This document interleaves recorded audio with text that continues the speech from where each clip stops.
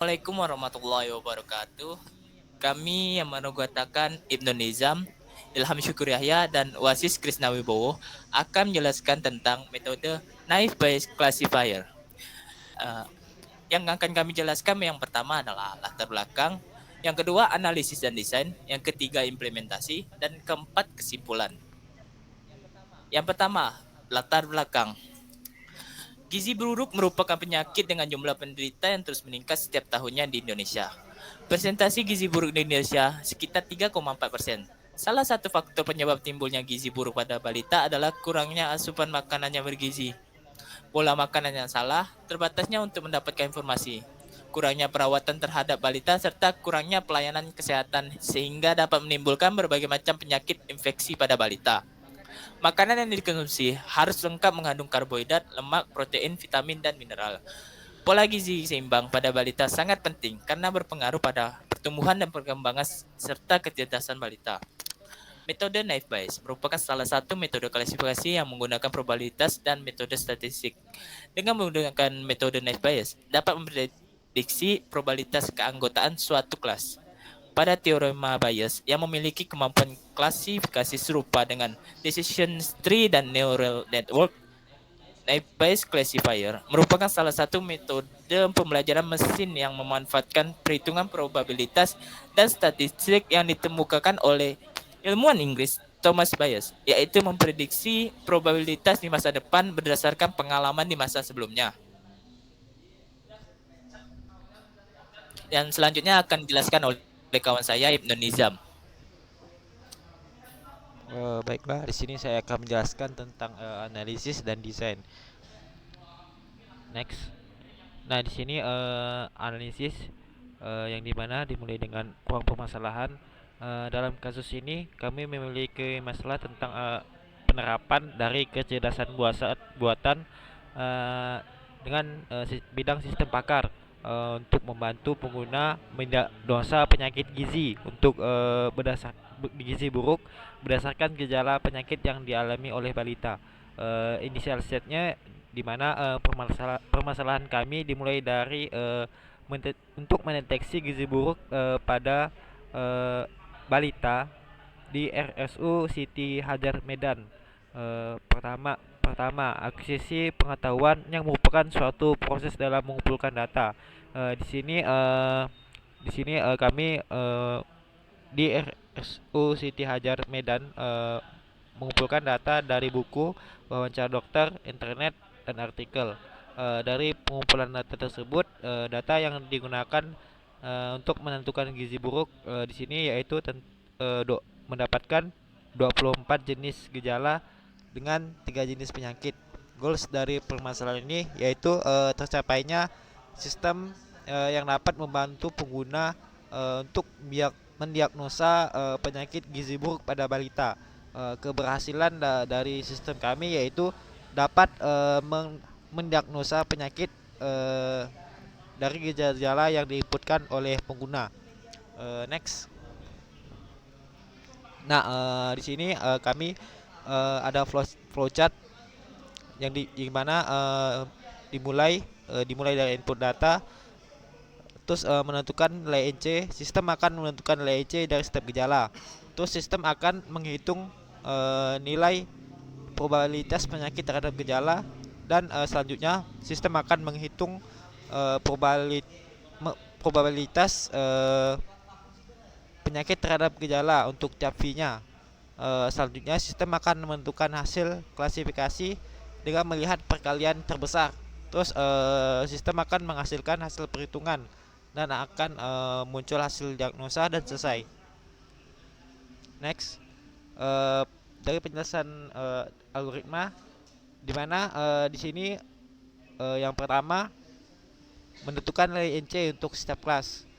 Yang kedua yaitu menghitung nilai probabilitas penyakit dari setiap gejala untuk dan menghitung nilai dari nilai probabilitas dari penyakit, di mana probabilitas penyakit terhadap gejala sama dengan NC ditambah MV dibagi N ditambah M. Untuk yang ketiga yaitu menghitung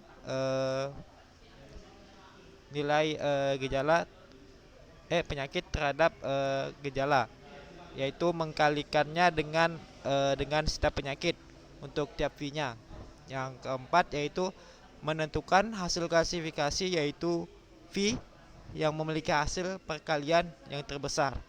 Next. Nah, di sini kami memiliki use case diagram yang dimana pengguna dapat menginput data gejala. Terus pengguna dapat melihat hasil diagnosa dan melihat hasil perhitungan yang dimana input data gejala memiliki gejala pada 24 gejala pada aplikasi yang kami buat. Setelah itu mendapat hasil diagnosa setelah menginputkan data gejala dari pengguna, maka sistem akan menampilkan hasil dari diagnosa penyakit tersebut. Setelah mendapatkan hasil diagnosa, maka akan tampil juga perhitungan dari hasil diagnosa tersebut dengan hasil perhitungan algoritma naive Bayes. Next. Selanjutnya di bagian implementasi yang akan dijelaskan oleh teman saya, yaitu Wasis. Kepada Wasis dipersilahkan. Implementasi aplikasi. Nah, yang bagian pertama setelah masuk ke web, user akan disungguhkan dengan pemilihan gejala. Yang pertama, jika kita melihat dari perhitungan manual, yang pertama itu gejalanya adalah susah makan.